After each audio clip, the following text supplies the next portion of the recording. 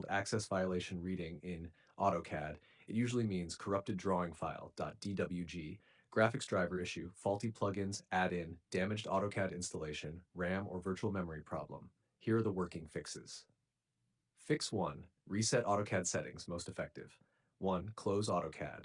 2. Go to Start. 3. Search Reset Settings to Default. AutoCAD. 4. Run it. 5. Restart PC. This fixes corrupted configuration files.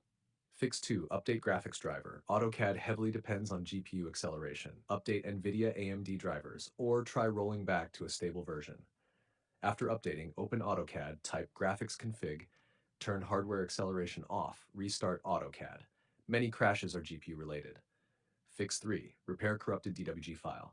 If error happens when opening a specific file, 1. Open AutoCAD. 2. Type, you can see the code in our conversation history. 3. Select the damaged DWG file, or use, you can see the code in our conversation history, then type Y to fix errors.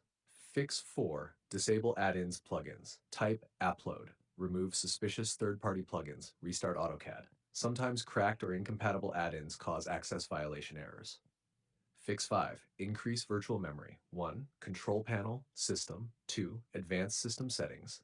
3. Performance settings. 4. Advanced virtual memory. 5. Set custom size. Initial 1496 meg, maximum 8192 megabytes. 6. Restart PC. Low RAM can trigger access violation reading errors. Fix 6. Clean reinstall AutoCAD. If nothing works, 1. Uninstall AutoCAD. 2. Use Autodesk uninstall tool.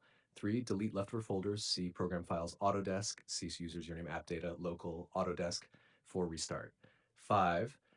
Install fresh copy. If error shows memory address like, you can see the code in our conversation history. This often means corrupt DLL, faulty plugin, bad GPU driver. If you want a precise solution